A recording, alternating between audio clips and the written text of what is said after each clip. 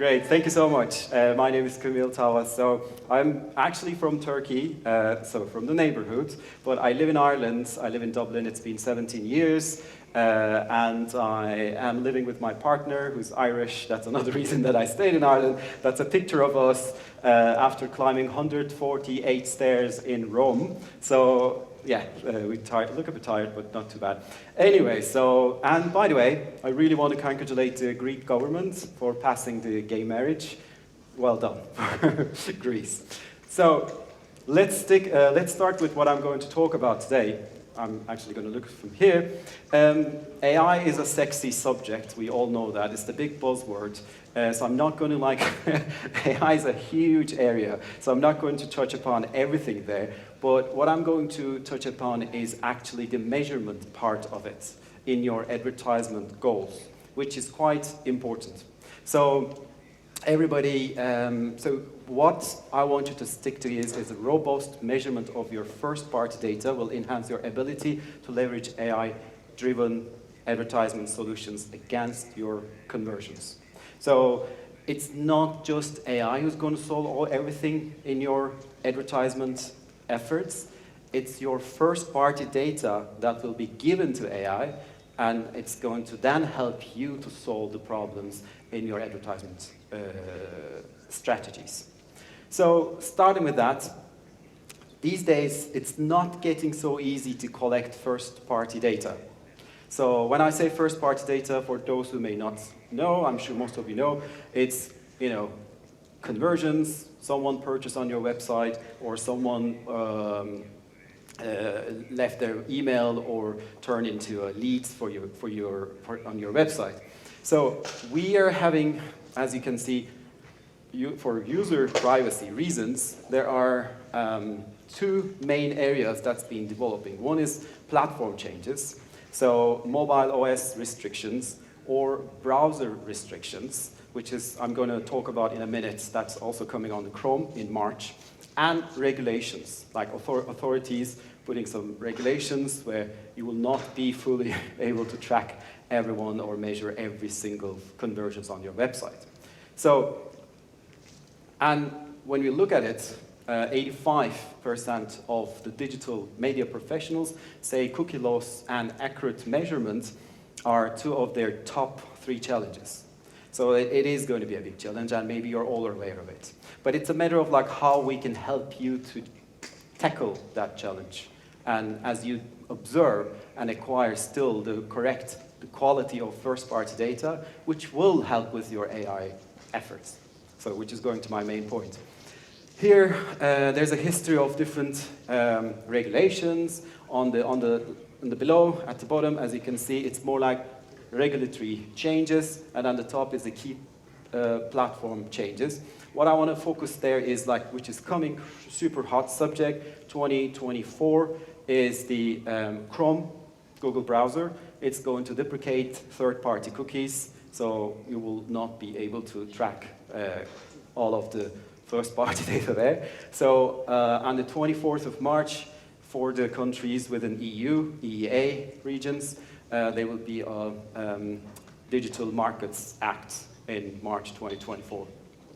So, as I said at the beginning, when we look at it, if you can actually build a good foundation and durable measurement, despite all of these obstacles, you will be able to have a better first-party data. And then what we noticed is if you have a quality and a good first-party data, then that's going to maximize your AI-powered advertisement campaigns. And that's been when we measured, we saw that some of the advertisers who are properly doing this and correctly tracking the first-party data, we've seen 2 times in their revenue as a goal of their campaigns. So just to simplify everything, I just wanted to put this analogy. If there's a parent, I don't know if you've been married to a foreigner or if anyone isn't, maybe your dad or mother was from somewhere else. Let's say your mother is English and the father is Greek, and the AI is the baby. If you don't speak Greek to your baby, they will never learn Greek, right? But if you speak, then they will learn and they will even speak better than you. So that's kind of logic that I wanted to simplify and just make this analogy up until this point. Any questions? Okay. Let's see if we have time afterwards. Okay. For the questions, okay? Sorry, just going to go back. All right, so how do we help you then? Like, I talk about the obstacles. They're like regulatory restrictions, they're platform restrictions, and you will not be able to track all the first-party data. How can Google help you, from Google's perspective, in your Google advertisement goals? How can we help you to do that? So, everything starts with a user interaction. As we probably know, somebody clicks on the ad, they go to your website. When they go to your website, if they buy something or fill a form, that's an interaction, that's a conversion, right? So how do we track? We have a Google tag. You need to have a Google tag in your browser, in your website, sorry. However, for the European Union EEA area, for the new regulations, and there will be a new update in March 2024, as I was saying, you need to have a consent mode tag. So what does consent mode tag does is, basically it's a little consent page appears on the website, and people say, I consent, yes, for cookies, and some people say, reject, I don't want to consent. So those people who have rejected, you will not be able to track, and you will not be able to know what they're doing. And those people who haven't given consent and somehow converted on your website, that will send a signal to Google, and Google will, with its AI technology, will model it and then signal back to your advertisement and add the conversions as long as it's 99% accurate. So that's how we're going to get back those, sorry, I went back to this. That's how we're going to have access to that conversions if the people hasn't given consent back in your Google Ads account or Google advertisement campaigns. So that's one thing. The other thing is we call enhanced conversions for web. It's another tag that you need to add. And as I said, this tag, the enhanced conversions, will help you to be able to find, to track when the cookies are not present.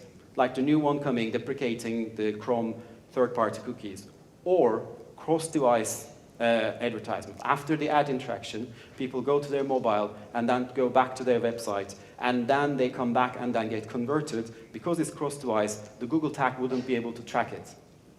Or, which is a popular area, video views, like after people viewed and they come back to your site after 24 hours, we will not be able to track properly unless we have this enhanced conversions. So basically what's going to happen if you have these kind of interactions, Google will take your first-party data and match it with its own Google data for the signed-in users, and then attribute back to your Google Ads account and show you the conversions. So that's another thing. That's to tackle the other obstacle. The enhanced conversions for leads is more like a bonus if you are interested in offline conversions. And you want to, maybe you have, you want people to fill in your form, but you don't know if they get converted, but they were maybe, for you at that time was conversion. Or you might have collected some leads from somewhere else, from the offline world. So you can upload encrypted, respecting all the privacy, to Google Ads, and then Google will match, and then will be able to provide you or attribute those conversions online as well. And the last one is, like, why are we, as I was saying, like, we're preparing with these tags, these measurements, for you to be able to leverage, as I was saying at the beginning, the AI-driven solutions or AI-driven audience targeting. So once we have these, once we have more data, for example, I added customer match there, it's where you build a new audience for your consented first-party data. So basically, it's like remarketing, similar to remarketing, so we'll be able to reach out to those people properly with the customer match. And in fact, we might expand and find similar audiences that most probably be likely to be converted for you. So it's like the next step as you sort your data measurement first and then the next actions. So just to put everything in perspective, on the left side is where if you don't implement these tags, and you won't be able to observe lots of conversions, which will not attribute to your conversions and which will not be easy for you to have these first-party data information. But if you do, like the first one, at the very bottom, observed observations, which means like you still can track those, and then because of all the other regulations, impacts, with enhanced conversions, as I was saying, you tackle the cross-device targeting conversions, or video-viewed conversions, or the cookies that cannot be tracked in the browsers that you will be able to track, or you will be able to actually have it as a conversion, and the modeled conversions, which comes with the consent mode. But at the end of the day, there will be always a small percentage which will never be able to add it to your conversion. There will be a little loss there anyways. So that's like the second. We want you to make sure that you are ready and you have with these durable measurement standards with all these tagging. It might sound confusing at the moment, but all I want you to remember is at least like you need to implement certain tags to make sure that you don't lose much of your first-party data. Just to sum it up. And I'm gonna skip this now because besides all of these solutions are mostly for Google Ads products, but we have Google Analytics as well, which we call it GA4, and that's also helping you to track all the organic traffic, and you can all do these enhanced conversions or consent mode type of tags by use Google Analytics GA4 as well. So, assume that just checking how much time we have, yeah, we still have time. Assuming that we've put everything is set, I know it's not the most sexy subject when we talk about measurement, lots of tags, but it drives you to your sexy subjects of AI, which will help you. That's the whole point I've been talking about this. And assuming that you said everything is correctly, there is one area which we call performance max advertisement. Has anyone heard of performance max advertisement?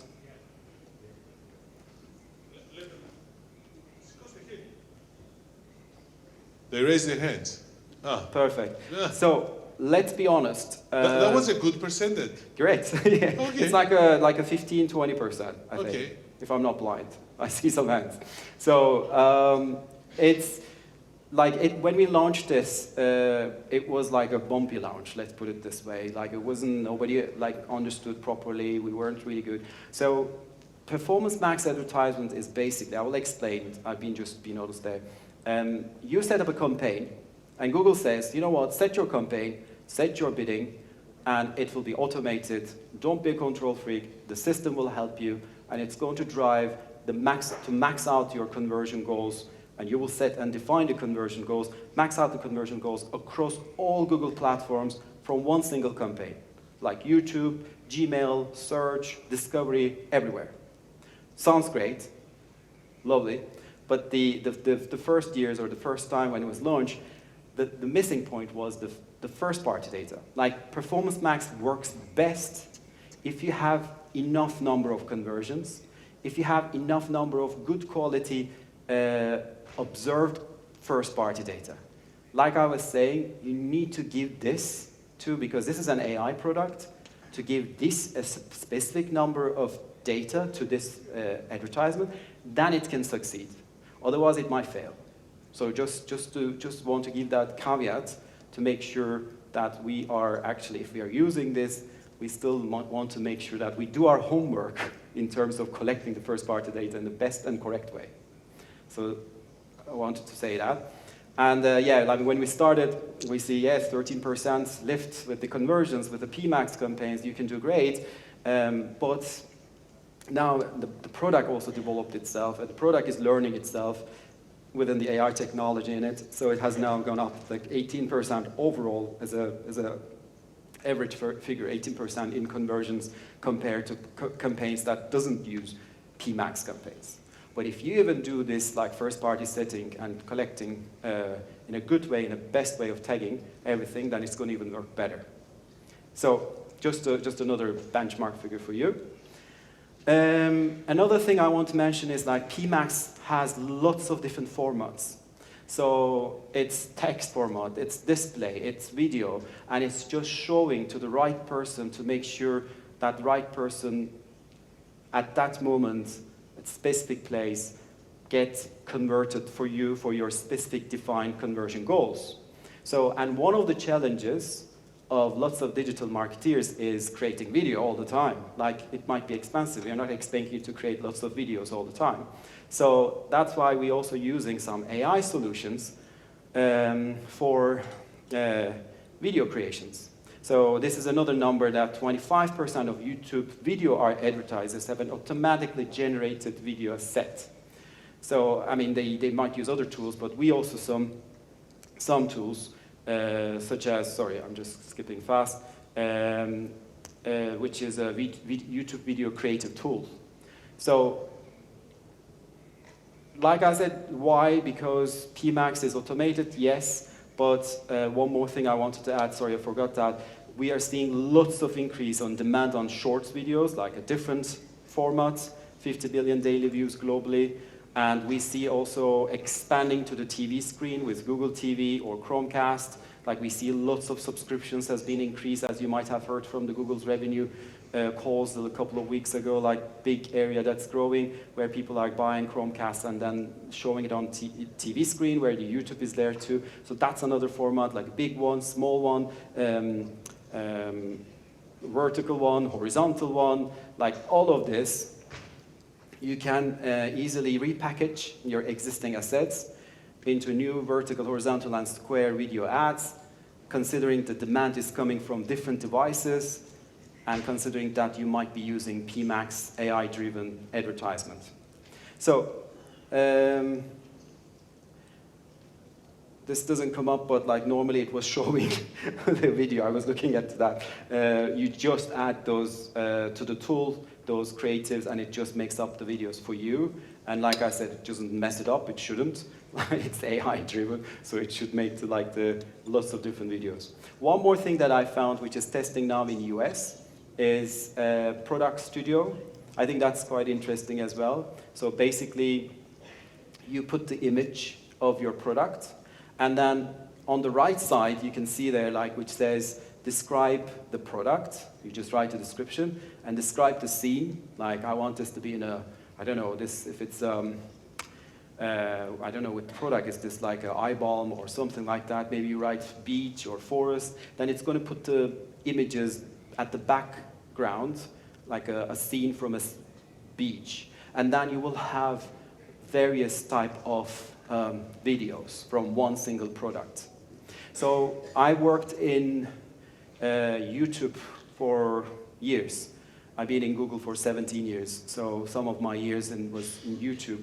And we did creative workshops, and it's so crucially important, even changing like the zoom in, zoom out, or having some different color behind the product for maybe females, or a different color for males, or for different behavior. Like, you can't think of multiple variety of videos, although it's the same video, you think, but there's so many minor changes may make a big difference in your performance.